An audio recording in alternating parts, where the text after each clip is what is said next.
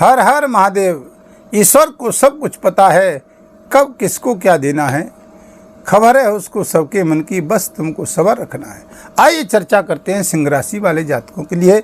सिंह राशि यानी ये आपकी सिंह राशि है और ये फलादेश सिंह राशि वाले जातकों के लिए जन्म राशि से यानी आपकी नाम राशि से ये फलादेश हो रहा है। ये मासिक फलादेश है 1 जून से 30 जून तक।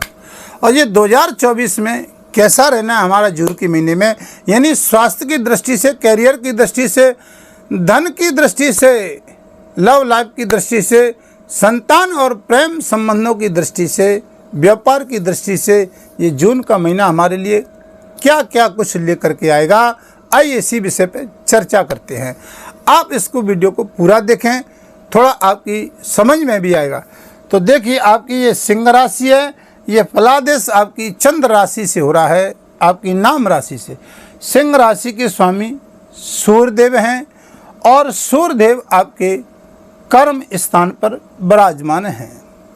देखिए लगन का स्वामी कर्म में, तो आप देखिए कि सबसे पहले हम चर्चा करते हैं कि स्वास्थ्य की दृष्टि से, क्योंकि सबसे प्रथम सुख जो जीवन का है वो निरोगी काया है और दूसरा धन यानी घर में माया। अब आप देखिए, आप स्वास्थ्य की दृष्टि से देखते हैं तो यहाँ पर आपके सिंह राशि के स्वामी यानी सूर्यदेव कर्म भाव में, तो स्वास्थ्य की दृष्टि से आपको मजबूत रखेंगे। जो अब तक स्वास्थ्य आपका थोड़ा ढीला चल रहा था या स्वास्थ्य संबंधित आपकी परेशानियां हल नहीं हो रही थी, स्वास्थ्य संबंधित बहुत समस्याओं से जूझना पड़ रहा था, चाहे वो अपने ऊपर चाहे स्वयं परिवार के ऊपर हमको ये धन व्यय हो रहा था, खर्च हो रहा था, वो अब आपको लाभ दिखाई देने के संकेत हैं। जून के महीने में आराम मिलेगा आपको। देखिए अब चर्चा करते हैं आपके धन भाव की। दूसरा भाव यानी यहाँ धन का स्वामी कर्म भाव में बुधदेव यहाँ पर विराजमान है और देखिए शुक्रदेव भी धन के स्वामी हैं और आपके दूसरे राशि के मालिक हैं, तो ये भी आपके कर्म स्थान पर बैठे हुए हैं। अब यहाँ धन संबंधित आपके जो अब तक हमारे कार्य रुके थे, कुटुंब और परिवार में हमको यश मान सम्मान और समाज में जो प्रतिष्ठा नहीं मिल रही थी, हमको बहुत परेशानियों का सामना करना पड़ रहा था, वो अब आपको लाभ दिखाई देगा। क्योंकि आपके कर्म स्थान पर एक एक नहीं 4 ग्रह है और 4 नहीं, एक भाग्य स्थान में आपके मंगल 1 जून को यहाँ भाग्य स्थान में विराजमान हो जाएंगे। तो देखिए ये 4 ग्रह और पंचम मंगल, ये दोनों ये 5 ग्रह आपको बहुत कुछ लाभ प्रदान करेंगे, बहुत कुछ देंगे। जून के महीने में आपको बहुत लाभ होगा। धन संबंधित आपके जो कार्य के हुए थे, जो कार्य अब तक नहीं बनने थे, जिन कार्यों में हमें बहुत बड़ी परेशानी हो रही थी, चाहे वो कोर्ट कचहरी संबंधित हो, चाहे हमारे व्यापार संबंधित कार्य हो, चाहे बहुत हमारा प्रमोशन इत्यादि का नौकरी का कार्य हो, जो हमें बार बार अटकलों का सामना करना पड़ा था, यहाँ लाभ अब आपको प्राप्त होगा 1 जून से। क्योंकि मंगल आपके भाग्य स्थान में आ जाएंगे, क्योंकि अपनी स्वयं की राशि का और भाग्य स्थान में मंगल यहाँ पर विराजमान है। ये 4 ग्रह आपके मालाभ्यराज योग भी प्रदान करते हैं और यहाँ ये चारों ग्रह ये कब तक विराजमान है।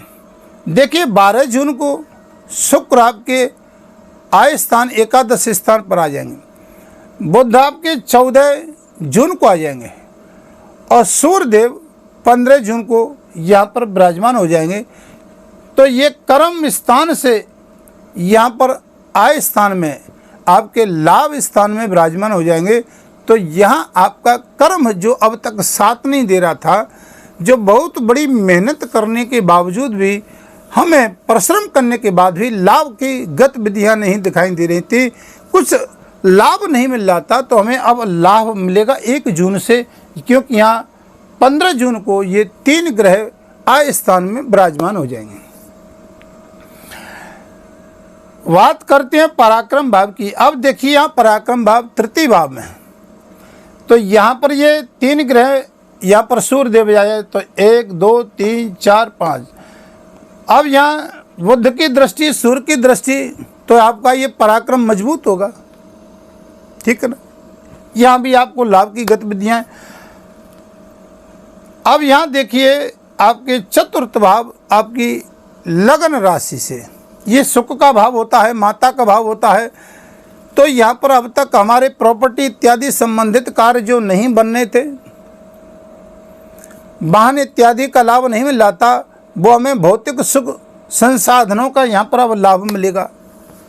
शिक्षा की दृष्टि से देखिए कि देवगुरु बृहस्पति आपके पंचमेश में, पंचम भाव में है, तो शिक्षा की दृष्टि से यहाँ ज्ञान के कारक देवगुरु बृहस्पति आपको उच्च शिक्षा का लाभ मिलेगा।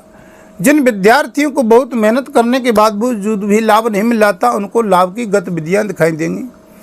नौकरी के क्षेत्र में हम बहुत बार मेहनत करने के बाद भी असफलता हमें दिखाई दे रही थी, तो यहाँ पर भी हमारे कर्म के क्षेत्र में जो कर्म हमारा साथ नहीं दे रहा था मेहनत करने के बावजूद भी, तो हमें शिक्षा के क्षेत्र में लाभ मिलेगा, क्योंकि देवगुरु बृहस्पति यहाँ पर दृष्टि डालेंगे। अब देखिए ये पंचम भाव आपका संतान का भी होता है, शिक्षा का भी होता है, लव लाइफ प्रेम संबंधों का भी होता है।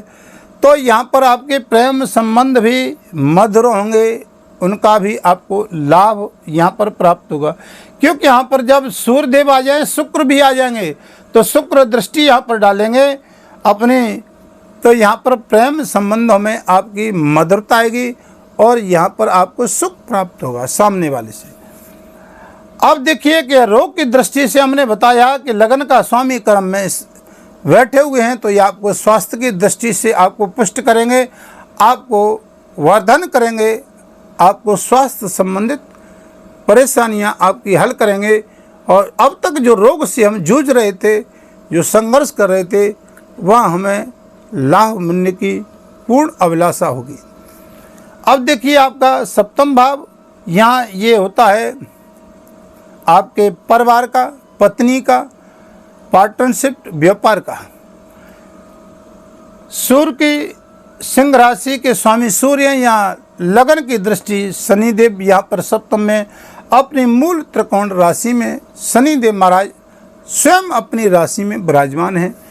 तो देखो यहाँ पर सूर्य बैठे हुए हैं, सिंह राशि वाले जातक बड़े ही, यानी हमने आपको बताया कि बड़े ही यानी कठोर टाइप के जातक होते हैं, ये किसी से झुकते नहीं हैं, झुकना इनको पसंद नहीं होता है सिंह राशि वाले जातकों को। तो यहाँ शनिदेव भी बैठे हैं, तो दाम्पत्य जीवन में थोड़ा सा सामंजस्य बना करके रखना है।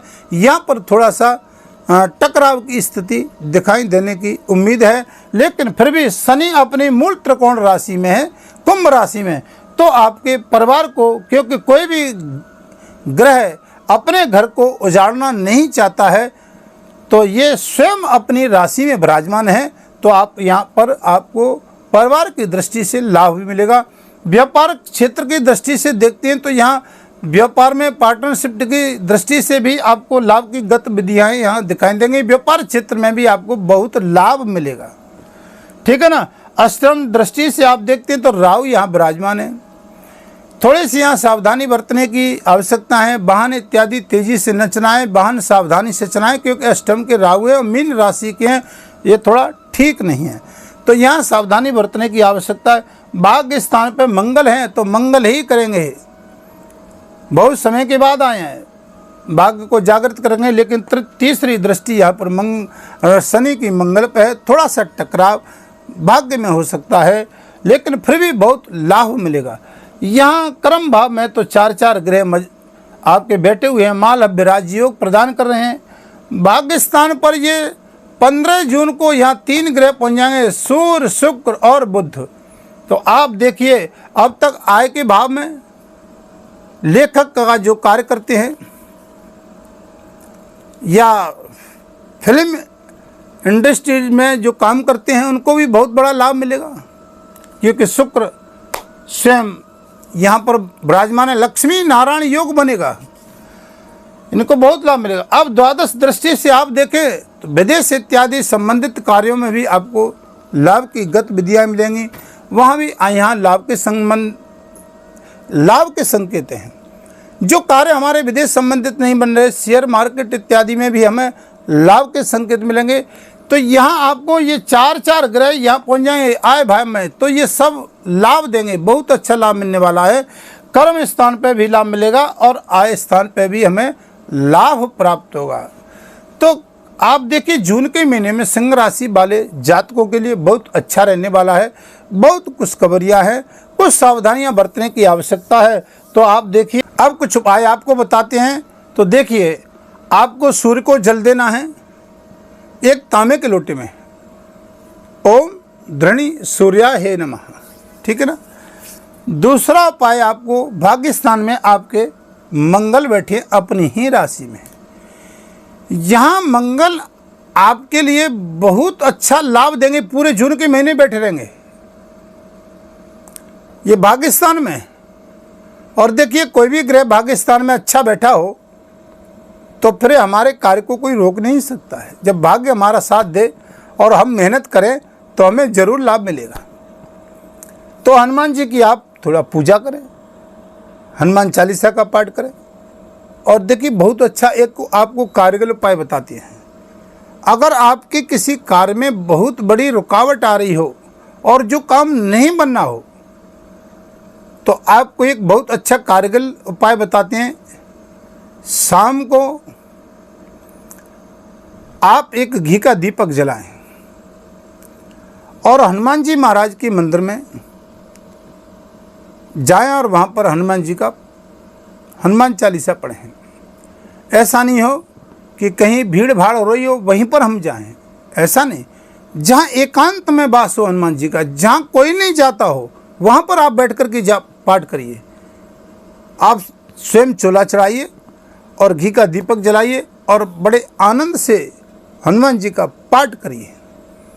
ऐसा नहीं कि वहाँ जहाँ पर ज़्यादा भीड़ हो रही हो तो वहीं पर हमें भगवान के दर्शन होंगे, नहीं। जहाँ कोई नहीं जाता हो वहाँ पर करिए शांति से, आपको बहुत लाभ मिलेगा।